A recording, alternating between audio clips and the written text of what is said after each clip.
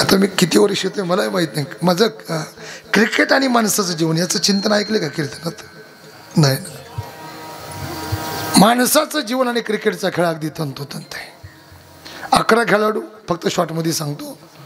पंचज्ञान इंद्रिय, पंचकर्म इंद्रिय, 11 मन, 2 अंपायर, 1 अंपायर म्हणजे जन्म, दुसरा अंपायर म्हणजे मृत्यू. ते 3 स्तंभ म्हणजे सत्व रजतम.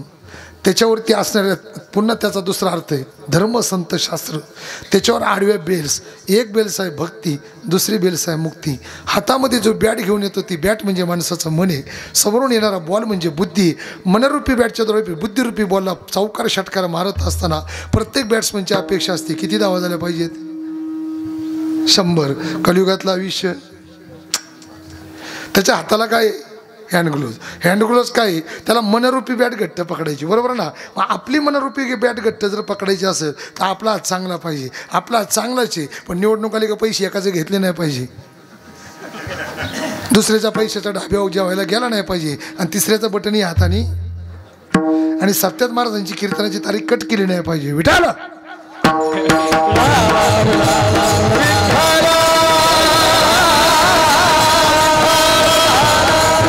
पहिलं प्राधान्य हाताला.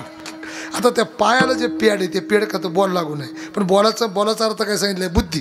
म्हणजे आपला जीवनाचा खेळ जर यशस्वी करायचा असेल तर त्याला बुद्धिरूपी बॉल, जर पायाला जर बॉल लागला का समजायचा आपला त्रिफळा. म्हणून पायाला पेडे, म्हणून आपला पाय नको तिकडे गेला नाही पाहिजे.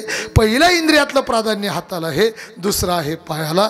पाय गेला कुठं पाहिजे? देवाची द्वारी उभा क्षण भरी. ते